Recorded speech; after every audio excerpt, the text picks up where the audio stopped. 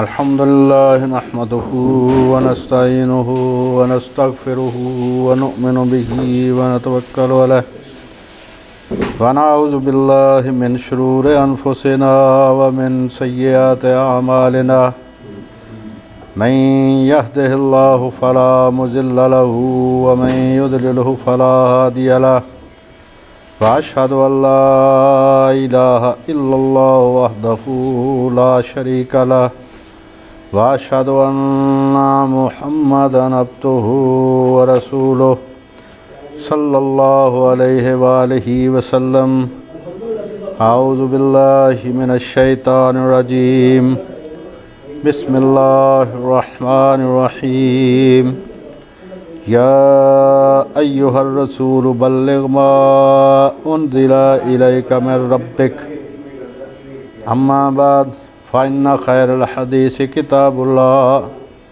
وخیر الہدی ہدی محمد صلی اللہ علیہ وآلہ وسلم وشر الامور محدثاتها وکل محدثۃ بدعہ وکل بدعۃ ضلالہ وکل ضلالۃ فی النار۔ سورہ المائدہ 5 نمبر سورت کی 67 نمبر آیت، اس کا ایک حصہ میں نے پڑھا ہے 67 نمبر آیت کا۔ اللہ پاک نے فرمایا، اے رسول، جو کچھ میں نے آپ پر نازل کیا ہے وہ آگے پہنچا دو۔ اور رسول کریم علیہ السلام نے آگے پہنچا دیا۔ اس کا ثبوت اس کے لیے آج بات ہوگی انشاءاللہ۔ قرآن مجید کی تعریف جو ڈیفینیشن ہے اس کے بارے میں بات چل رہی ہے، اور اس کی شاید آج آخری نشست ہو اس بارے میں کہ قرآن مجید اور احادیث بھی یہ کس طرح سے رسول کریم علیہ السلام نے امت کو دیں، اور امت کے ہر طبقے نے ان کو کس طرح سے اگلی نسل کو منتقل کیا۔ یہ جو سلسلہ ہے جہاں سے شروع ہوتا ہے، اس کے تقریباً 15-16 سٹیپس ہیں، تو اگر آپ نے ان کو یاد کر لیا تو آپ انشاءاللہ تعالی کسی بھی شیطان کے وسوسے سے پریشان نہیں ہوں گے کہ جی حدیثیں 200 سال بعد لکھی گئیں، قرآن پتہ نہیں کیسے لکھا گیا تھا، کس کے پاس 40 پارے تھے، کس کے پاس 17,000 آیات تھیں۔ ایسی کوئی بات نہیں ہے۔ سب سے پہلا ذریعہ قرآن مجید کا امت تک پہنچنے کا وہ تھا رسول کریم علیہ السلام کا بیان۔ جب بھی قرآن مجید نازل ہوتا تھا یا اس کی تفسیر میں، اس کی تشریح میں، یا لوگوں کے سوال کے نتیجے میں حضور علیہ السلام کو اپنی طرف سے دین کی بات تفسیر پر بیان فرماتے، اس کو ہم حدیث کہتے ہیں، تو وہ لوگوں سے بیان کرتے تھے۔ سب سے پہلا سٹیپ یہ تھا کہ رسول کریم علیہ السلام بیان فرماتے تھے، اور رسول اللہ کا مقام امت کی نظر میں جو آج 1500 سال بعد بہت سارے گناہوں میں مبتلا ہے، اس کے باوجود حضور کا مقام یہ ہے کہ ہمارے جو عام لوگ ہیں جو نماز بھی نہیں پڑھتے وہ رسول اللہ کے نام پر جان دے دیتے ہیں۔ آج 1500 سال بعد بھی رسول اللہ کا مقام اور محبت امت میں اتنی زیادہ ہے کہ جو آدمی کبھی زندگی میں مسجد میں نہیں گیا، ایسے بہت سے واقعات ہوئے ہیں کہ لوگوں نے حضور کے نام پر اپنی جان دے دی۔ تو صحابہ کرام جنہوں نے حضور علیہ السلام کے کہنے پر وطن چھوڑا، اپنا پہلا دین چھوڑا، خاندان چھوڑا، خاندان نے ان کا بائیکاٹ کر دیا، لوگوں نے ان پر ظلم کیے، ان کو انگاروں پر لٹایا گیا،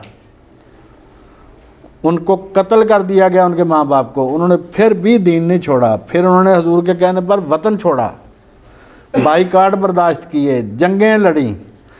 تو اس سے پتہ چلتا ہے کہ ان کی نظر میں رسول اللہ کا مقام کیا تھا، اور جس کا جو مقام ہوتا ہے اس کی بات کو بھی اتنا ہی وزن دیا جاتا ہے۔ یہ آپ ذہن میں رکھیں، اس دنیا میں بھی آپ دیکھیں کہ جس کا جو مقام ہوتا ہے اس کی بات کو آدمی وزن بھی اتنا دیتا ہے، توجہ سے اتنی سنتا ہے، اور اس کو یاد بھی رکھتا ہے کہ میرے استاد نے یہ فرمایا تھا، میرے پیر نے یہ فرمایا تھا، میرے رہنما نے یہ فرمایا تھا۔ کوئی سیاسی لیڈر ہے، اس کا لوگ ادب کرتے ہیں تو اس کی باتوں کو یاد رکھتے ہیں۔ قائد اعظم کے کتنے اقوال ہیں جو ٹی وی پر آتے ہیں، کتابیں لکھی گئی ہیں کہ انہوں نے فلاں موقع پر یہ کہا تھا، فلاں علامہ اقبال، مطلب جتنے قومی لیڈر ہیں لوگ تو ان کی باتیں نہیں بلاتے۔ تو جس کے لیے وطن چھوڑا، دین چھوڑا، ماں باپ چھوڑے، بہن بھائی چھوڑے، سب کچھ چھوڑا، جائیداد چھوڑی، جنگیں لڑیں، جانیں دیں، تو کیا اس کی بات کو انہوں نے توجہ نہیں دی ہوگی؟ تو سب سے پہلا کام جو ہوا قرآن منتقل ہونے کا، حدیث منتقل ہونے کا، یہ دونوں کا اکٹھا ہی ہے طریقہ کار، صرف اس میں تلاوت کا فرق ہے بس، کہ حدیث کی تلاوت نہیں ہوتی، وہ بھی وہی ہے لیکن اس کی تلاوت نہیں ہوتی۔ تو سب سے پہلا سٹیپ یہ تھا کہ رسول کریم علیہ الصلوۃ والسلام بیان فرماتے تھے، اور اس کے بارے میں حدیث میں آتا ہے کہ مردوں کے سامنے حضور الگ بیان فرماتے تھے، پھر عورتوں کی طرف جا کر بھی ان کو سمجھاتے تھے، ان کو بھی بتاتے تھے کہ آج یہ وحی نازل ہوئی ہے، فلاں کام ایسے کرنا ہے، یعنی دونوں کو برابر توجہ دیتے تھے اور بیان فرماتے تھے۔ اس بیان وہ پہلا قدم ہے قرآن مجید اور حدیث شریف کے محفوظ ہونے کا۔ دوسرا سٹیپ ہے سماع، انتہائی غور سے سننا۔ جو رسول اللہ کا مقام تھا اسی کے مطابق صحابہ سنتے تھے۔ وہ لوگ وہ تھے کہ حضرت عروہ بن زبیر کے بارے میں آتا ہے، جو حضرت اسماء کے بیٹے حضرت سیدہ عائشہ کے بھانجے تھے، کہ جب وہ حرم میں نماز پڑھتے تو ایسے لگتا تھا جیسے کہ ان کے سر پر جانور آگے بیٹھ جاتے تھے، جانور سمجھتے تھے شاید یہ لکڑی کا کوئی تھم ہے۔ تو وہ لوگ اگر حضور کے سامنے ہوں گے تو کیسے ادب سے بیٹھتے ہوں گے؟ پھر جن کے بارے میں یہ حکم تھا کہ ان کی آواز سے اونچی آواز نہیں کرنی، سورہ حجرات، ورنہ تمہارے عمل ضائع ہو جائیں گے۔ تو دوسرا سٹیپ تھا سماع، سننا۔ پہلا سٹیپ تھا حضور بیان فرماتے تھے، دوسرا سٹیپ تھا وہ سننے والے غور سے سنتے تھے۔ تیسرا سٹیپ یہ تھا اس کو حفظ کر لیتے تھے۔ قرآن مجید حفظ کرنا مجبوری تھی، کیونکہ نماز میں وہی پڑھنا ہے، اس کے علاوہ تو کوئی مطلب عبارت پڑھ ہی نہیں سکتے نماز میں قرآن مجید کے علاوہ۔ پہلا سٹیپ رسول اللہ کا بیان، قرآن مجید منتقل ہو رہا ہے، محفوظ ہو رہا ہے۔ دوسرا سٹیپ توجہ سے سننا، اور تیسرا سٹیپ حفظ۔ صحابہ کرام، ایک تو ان کی بولی اپنی تھی، دوسرا حضور کا مقام، تیسرا قرآن کا مقام، تو وہ ساری چیزوں کے پیش نظر وہ جو قرآن مجید نازل ہوتا وہ اس کو حفظ کرتے جاتے تھے۔ چوتھا کام تلاوت، اس کو پڑھنا بھی عبادت ہے۔ خود رسول کریم علیہ الصلوۃ والسلام کے بارے میں ہے کہ آپ کے 4 کام اللہ پاک نے قرآن مجید میں مختلف مقامات پر بیان فرمائے۔ اس میں پہلا کام ہے یتلو علیہم آیاتنا، آیات، کہ وہ تلاوت آیات رسول اللہ کا پہلا کام تھا۔ تو صحابہ کا بھی پہلا کام یہی تھا کہ وہ قرآن مجید کی تلاوت کرتے تھے۔ اس کے بعد ہے کہ رسول اللہ کی طرف سے حکم بھی تھا، یہ نہیں تھا کہ وہ رضاکارانہ طور پر یہ کام کر رہے تھے، وہ رضاکارانہ طور پر تو کرنا دین کا کام سمجھ کر، رسول اللہ کی طرف سے حکم بھی تھا بلغوا انی ولو آیا، مجھ سے سن کر آگے پہنچاؤ چاہے وہ صرف ایک آیت ہی کیوں نہ ہو۔ تو یہ حکم جو تھا اس کی بھی تعمیل صحابہ نے کی ہے، جیسا تعمیل کرنے کا حق۔ اب اس حکم کی تعمیل میں جو عمل ہوا اس کو کہتے ہیں روایت۔ حضور علیہ الصلوۃ والسلام سے سنا، اس کو یاد کر لیا، پھر جا کے اپنے گھر والوں کو بتایا کہ آج قرآن مجید میں یہ نازل ہوا ہے۔ جو صحابی اس دن محفل میں نہیں آ سکے ان کو جا کے بتایا، کیونکہ لوگ کام بھی کرتے تھے، انہوں نے باریاں مقرر کی ہوئی تھی کہ بھئی ایک دن آپ نے جانا ہے مجلس میں، ایک دن میں جاؤں گا، تو ہم ایک دوسرے کو آ کر بتائیں گے۔ اب جو بات سنی اس کو جا کے روایت کیا اپنے گھر والوں کے سامنے، اپنے ساتھیوں کے سامنے۔ اس کے بعد ساتواں سٹیپ ہے مذاکرہ،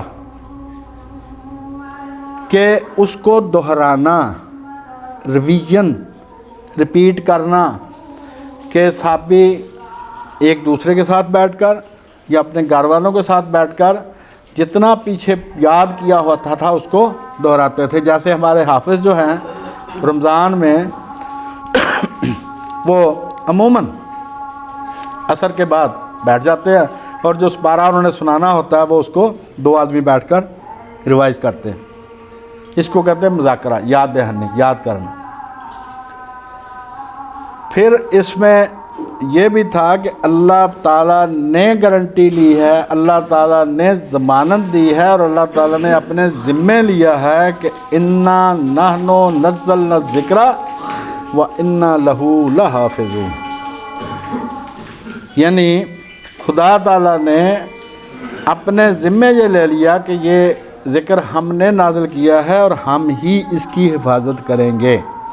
اور اللہ تعالیٰ نے جس طرح حفاظت کی ہے وہ ساری آپ کی آنکھوں کے سامنے۔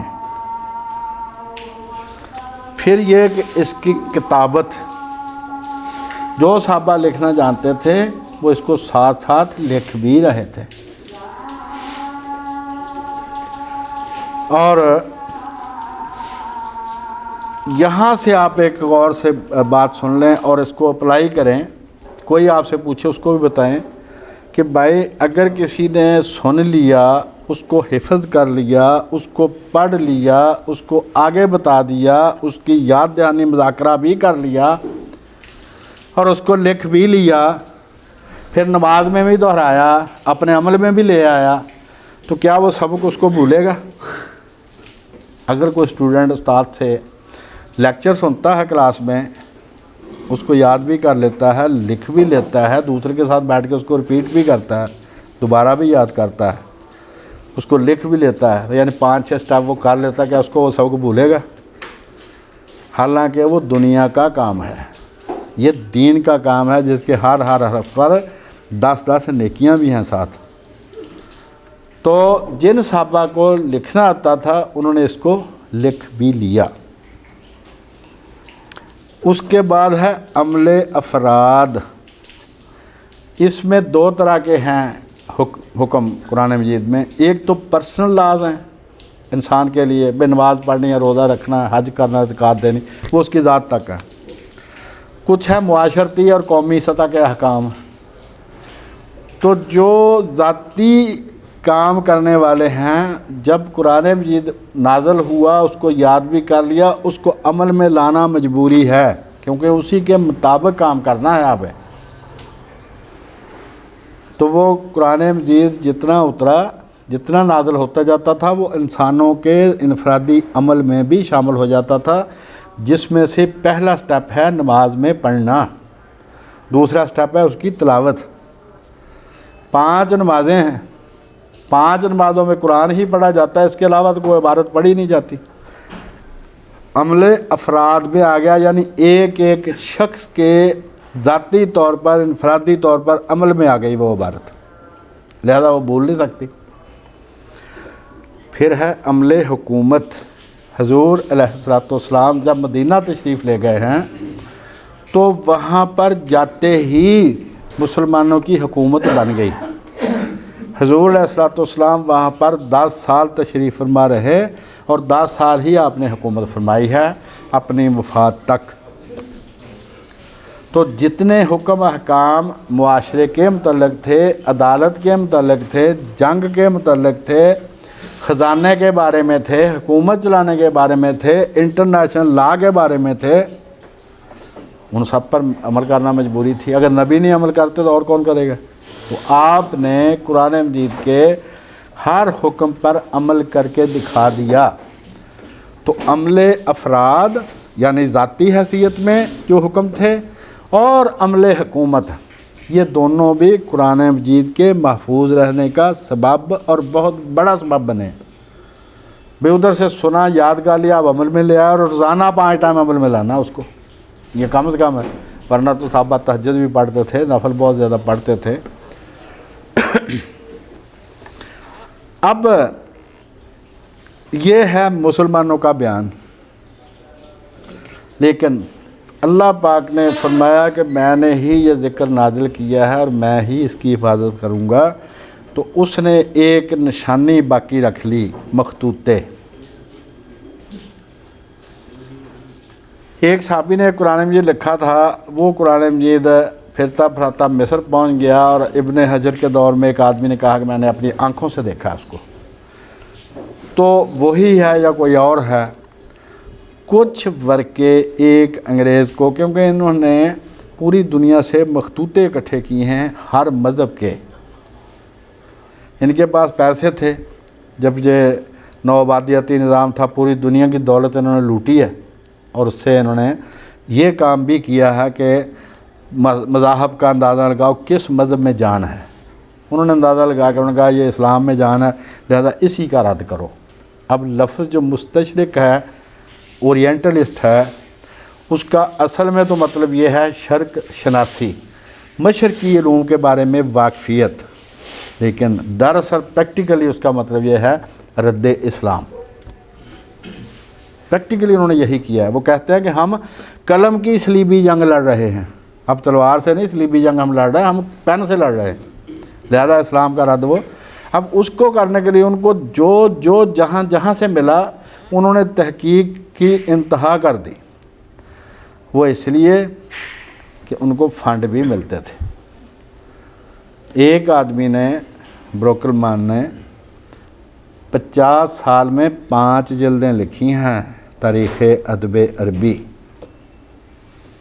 تو 50 سال روٹی تو کھائی ہوگی کہیں سے، پوری دنیا جو گھوما ہے مختلف ملکوں میں، وہاں سے اس نے جو عرب لٹریچر تھا اس کو اکٹھا کیا، اس کو جج کیا، اس کو چیک کیا، پھر اس کی 5 جلدیں ملائیں، تو کہیں سے فنڈ اس کو ملتے تھے نا۔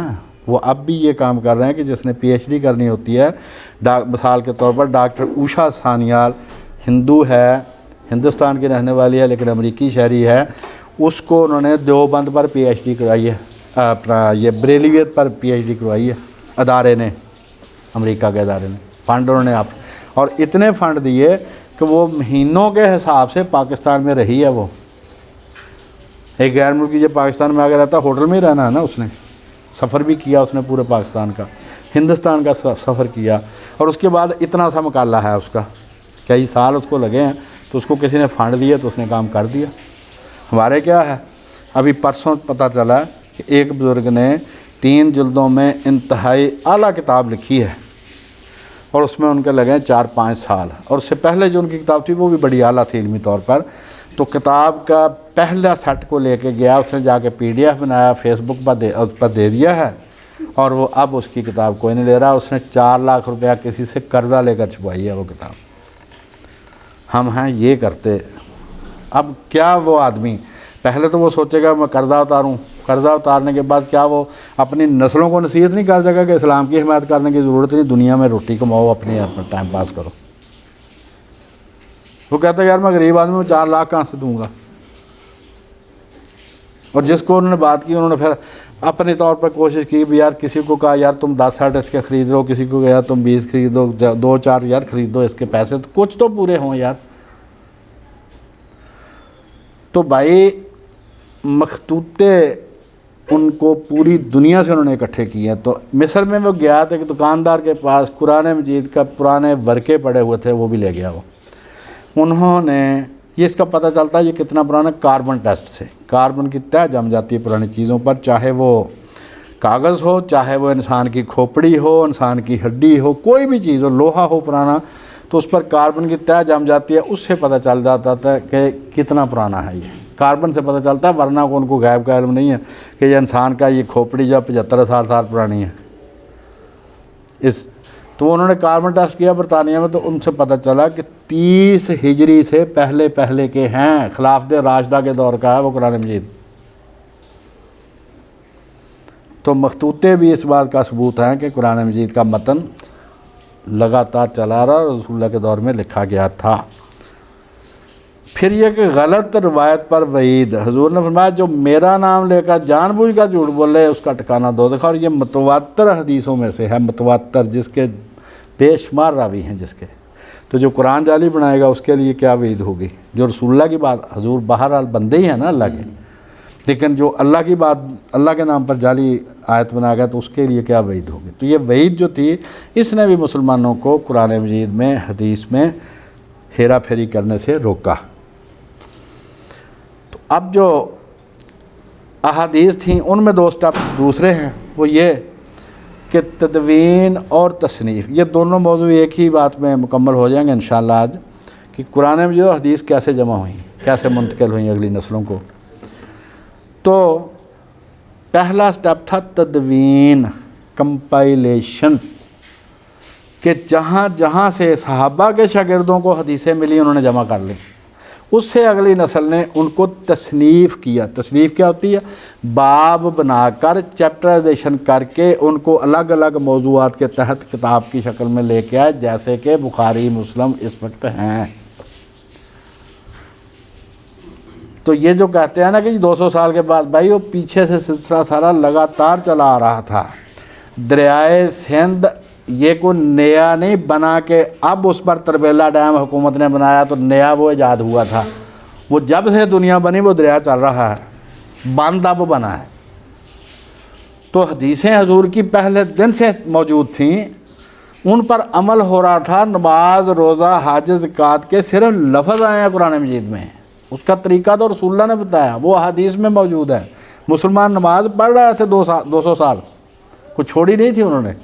تو یہ سارے کام ہو رہے تھے، صرف یہ کہ وقت کی ضرورت کے وقت کے ساتھ ساتھ جیسے جیسے ضرورت بنتی گئی اس کو بہتر شکل میں جمع کر لیا گیا۔ تو جو میں نے آپ کو یہ 16 سٹیپ بتائے ہیں قرآن مجید اور احادیث، رسول اللہ سے امت کو، امت کے ہر طبقے سے، ہر نسل سے اگلی نسل کو کس طرح سے منتقل ہوئیں، وہ یہ ہیں کہ حضور بیان فرماتے تھے۔ پہلا سٹیپ ہے بیان رسول، دوسرا ہے سماع صحابہ، کہ صحابہ سنتے تھے، پھر اس کو حفظ کر لیتے تھے، پھر اس کی تلاوت کرتے تھے، آگے پہنچاؤ کا حکم تھا، پھر اس کو آگے روایت کرتے تھے، پھر آپس میں رپیٹ کرتے تھے، مذاکرہ، پھر خدا نے ذمہ داری لے لی، اس نے بھی اپنی ذمہ داری پوری کی۔ کتابت اور رسول اللہ کے دور میں ہی کی گئی، اس کی قرآن مجید کی، حدیثوں کی بھی۔ پھر تدوین ہے، تصنیف ہے، عمل افراد ہے کہ لوگ جو سنتے تھے حدیث میں سے، قرآن میں سے، اس کو اپنے عمل میں لاتے تھے۔ عمل حکومت ہے کہ حکومت جو تھی 10 سال مسلمان کی وہاں پر رہی، حکومت کے بہت سارے شعبے ہوتے ہیں تو قرآن و حدیث اس میں استعمال ہوتا تھا، قرآن و حدیث کے علاوہ تو کسی بات پر فیصلہ ہی نہیں ہوتا تھا۔ اب بھی آپ دیکھ لیں کہ عام مسلمان بھی پوچھتا کہ بھئی اس بات میں اللہ رسول کا کیا حکم ہے، تو اس وقت جو صحابہ تھے وہ نہیں پوچھتے ہوں گے۔ پھر مخطوطے اس بات کا ثبوت ہیں کہ جناب یہ جو حضور کے دور میں ہی لکھی گئی ہیں چیزیں، پھر حضور کا مرتبہ، غلط روایت پر۔ اب یہ مجمع الزوائد پہلی جلد 200 صفحہ اس کا، حضرت لبید انصاری رضی اللہ تعالیٰ عنہ، ان سے روایت ہے کہ علماء کے مرنے سے علم اٹھ جائے گا، یعنی ختم ہو جائے گا، لیکن کتاب ہمارے درمیان موجود ہے، اسے ہم نے اس کے ساتھ کیا کیا ہے صحابی کہہ رہے ہیں، اسے ہم نے خود سیکھا ہے، اپنی عورتوں، بچوں اور خادموں کو سکھایا ہے۔ اس طرح انہوں نے قرآن مجید کا استقبال کیا ہے کہ انہوں نے خود سیکھا، اپنی عورتوں، بچوں، نوکروں کو بھی سکھایا انہوں نے، اور جو ملازم تھے، غلام تھے، ان میں سے بہت بڑے بڑے عالم ہوئے، بہت بڑے بڑے عالم۔ اور صحابہ کے حالات میں ابن حجر کی کتاب ہے، 6 جلد ہے، 30 صفحہ اس کا، علی بن زرع رازی، وہ کہتے ہیں کہ حضور علیہ السلام سے سننے والوں کی تعداد تقریباً 1 لاکھ ہے۔ حضور رسول تھے، حضور حاکم تھے، حضور بادشاہ تھے، لوگوں کو یہ ایک عام آدمی، ایک عام سیاستدان کو ملنے کے لیے کتنے لوگ آتے ہیں، تو رسول اللہ کو 10 سال کتنے لوگ ملے ہوں گے؟ جو بھی آتا تھا تعلیم لے کے جاتا تھا۔ تو یہ جو قرآن مجید کی ڈیفینیشن کا سلسلہ شروع ہوا تھا وہ آج میں 7واں یا 8واں جمعہ ہے، آج وہ مکمل ہو گیا۔ اور آج کا موضوع یہ تھا جو اس تعریف کا آخری پورشن ہے اور رسول اللہ سے 73 سے منقول ہے۔ رسول اللہ سے سنا 1,10,000 صحابہ کرام نے، ان سے آگے سنا ہے کروڑوں مسلمانوں نے، ان سے آگے پھر عربوں کا سلسلہ شروع ہو گیا۔ 1400 سال سے 100 سال میں تقریباً 4 نسلیں گزر جاتی ہیں، 4 پشتیں یا 3 پشتیں گزرتی ہیں۔ اتنی پشتوں سے یہ لگاتار یہی عبارت، یہی بات چلی آ رہی ہے، جس میں شک و شبہ کی کوئی گنجائش نہیں۔ اب اس کے بعد ایک مسئلہ بتانا، پھر انشاءاللہ ٹائم مکمل ہو جائے گا، کہ قرآن مجید اللہ کا کلام ہے جو رسول اللہ پر نازل ہوا اور مصاحف میں لکھا گیا اور 73 سے منقول ہے۔ آج بات ہو رہی تھی 73 سے منقول ہے، کہ رسول اللہ سے ہزاروں نے سنا، آگے لاکھوں نے سنا، پھر کروڑوں نے، آگے اس طرح ہر نسل آگے پہنچاتی جا رہی ہے۔ وہی عبارت ہے، پرانے نسخے کسی بھی ملک کے دیکھ لیں، کسی زبان کے ترجمے کے ساتھ دیکھ لیں، یہی عبارت ہے۔ جو مسلمانوں سے الگ ہو گیا مرزائی وغیرہ، ان کے بعد بھی یہی عبارت ہے۔ لہذا قرآن مجید مکمل طور پر محفوظ ہے۔ اور یہ سورۃ بقرہ کی آیت شہر رمضان الذی انزل فیہ القرآن، اس کی تشریح میں یہ 8-9 جمعے گزرے ہیں۔ اللہ تعالیٰ سے دعا ہے کہ اللہ تعالیٰ ہمیں ان باتوں پر عمل کرنے کی، یاد رکھنے کی توفیق عطا فرمائے اور اسلام کی حمایت کا شرف عطا فرمائے۔ ایک مسئلہ دوست نے پوچھا تھا، تو اس کا حوالہ جو مولانا محمد اسحاق رحمۃ اللہ علیہ نے لکھوایا تھا، وہ میں پڑھ کے سنا دیتا ہوں۔ ان کی جو کتاب ہے ارکان اسلام، اس میں یہ درجہ وہاں سے لیا ہے۔ مصنف ابن ابی شیبہ جلد نمبر 3 ہے، صفحہ 171 ہے، اور جلد نمبر 3 کا صفحہ 309، دونوں جگہ پر یہ روایت ہے کہ شیعہ کا جنازہ پڑھیں کہ نہ پڑھیں، یہ بڑا مسئلہ مسائل ہے۔ تو یہ حوالہ ہے کہ شیعہ کا جنازہ پڑھایا، پیچھے کھڑے کو پڑھنا تو الگ بات ہے، پڑھایا کس نے؟ حضرت عبداللہ بن یزید الختمی جیسے جلیل القدر صحابی، جو حضرت عبداللہ بن زبیر کی طرف سے کوفہ کے گورنر تھے، انہوں نے حارث الاعور غالی شیعہ کا جنازہ پڑھایا تھا۔ یعنی وہ شیعہ بھی کوئی عام شیعہ نہیں تھا، بڑا متصوف، لیکن اس نے وصیت کی تھی کہ یہ صحابی میرا جنازہ پڑھائے، تو صحابی نے جنازہ پڑھایا۔ اور جب دفن کرنے لگے تو آپ نے فرمایا کہ اس کی چارپائی اٹھا کے اس کے قبر کے پاؤں کی طرف لے آؤ، وہاں سے اس کو سارا اس کا داخل کرو، اور یہ طریقہ ہے سنت طریقہ، اس کو کہتے ہیں سل۔ تو بھائی یہ خدا کا خوف کریں، شیعہ سنی کے مسئلے کو آپ فی الحال تھوڑی دیر کے لیے بھول جائیں۔ ابھی جو چل رہا ہے نا، یہ الحاد، انکار خدا، یہ سب مذہب کو کھا رہا ہے۔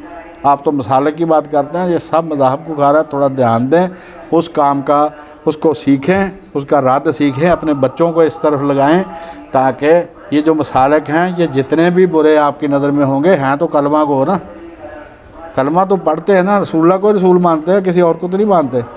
تو بھائی آپ کے جتنے بھی اختلافات ہوں گے، اصل مسئلہ اس وقت ہے الحاد، جدیدیت اور ہیومنزم کا۔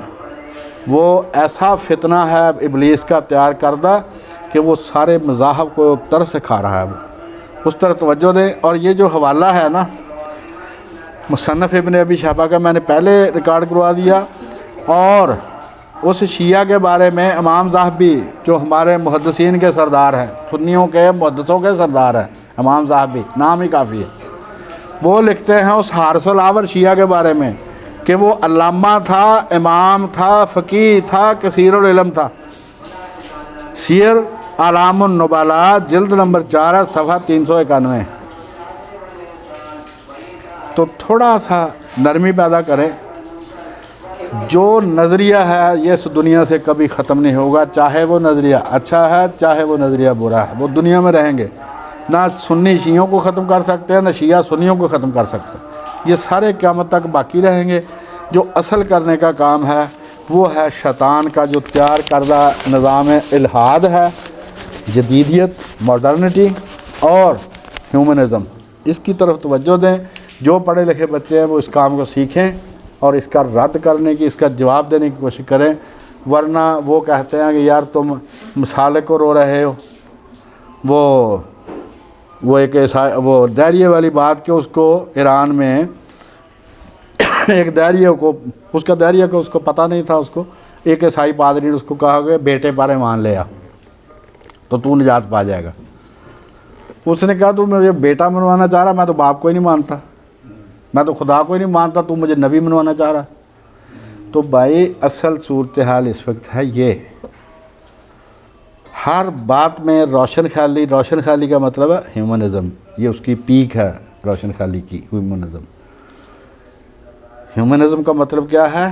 کوئی خدا نہیں ہے، انسان خود ہی خدا ہے، جو یہ کہے گا وہی شریعت ہے، جو یہ کہہ دے وہی شریعت ہے۔ خالق خیر و شر خود انسان ہے، جس کو وہ کہہ دے گا یہ خیر ہے وہ خیر ہے، جس کو کہہ دے گا یہ اشارہ وہ اشارہ ہے۔ اگر وہ فتویٰ دے دے انسان کہ نماز پڑھنا برا کام ہے تو وہ برا کام ہوگا۔ یہ ہے بھائی ہیومنزم، یہ ہے جدیدیت، اور یہ الحاد سے بھی 2 قدم آگے ہے۔ الحاد والے تو صرف یہی کہتے تھے نا خدا نہیں ہے، یہ تو بھائی اس سے آگے کہتے ہیں کہ الحاد والے انسان کے خدا ان کا دعویٰ نہیں کرتے تھے، یہ ان سے بھی 2 قدم آگے ہیں، کیونکہ ابلیس فارغ نہیں بیٹھا ہوا، اس نے نیا سے نیا نظریہ، نیا سے نیا نظام لانا ہے قیامت تک۔ وہ کہتا پہلے سے اکتا جاتے ہیں لوگ، اب میں نیا نظریہ پیش کروں گا۔ تو یہ ہے کام کرنے والا، شیعہ سنی بحثیں چھوڑیں، مسالک جو ہیں بہرحال وہ اللہ رسول کو مانتے ہیں، اسی قرآن کو مانتے ہیں۔ آپ کے خیال میں کوئی جتنا بھی غلط ہو بہرحال وہ کلمہ گو، اس کو تھوڑی رعایت دیں، زندہ رہنے دیں اس کو۔ اگر کسی نے جنازہ پڑھ لیا تو کوئی اس سے وہ کافر نہیں ہوا، نہیں پڑھا تو اس کی مرضی۔ اللہ تعالیٰ سے دعا یہ ہے کہ اللہ تعالیٰ ہمیں اپنے دین کے خادموں میں شامل کر لے، جو دنیا کی سب سے اعلیٰ ترین نوکری ہے۔ پنجابی کا شعر سنا کے، سیدنا رسول کریم علیہ السلام سے بڑی ذات کوئی نہیں ہے۔ یہ مولانا غلام رسول جنہوں نے یوسف سلاخہ لکھی ہے کہف المحسنین، ان کا دوست تھا سید روشن علی پٹواری، وہ بڑے سال چھٹی نہ آیا، انہوں نے اس کو چٹھی لکھی، اس چٹھی میں لکھا تو کیڑی سرکار دا نوکر ہے اور سیدوں پر سرکار نہیں، تو سب سے بڑی سرکار ہیں رسول اللہ صلی اللہ، ان کے نوکروں میں شامل ہو کے اس دین کا دفاع کریں، یا شیعہ سنی والی بحثیں چھوڑ دیں۔ وما علینا الا البلاغ۔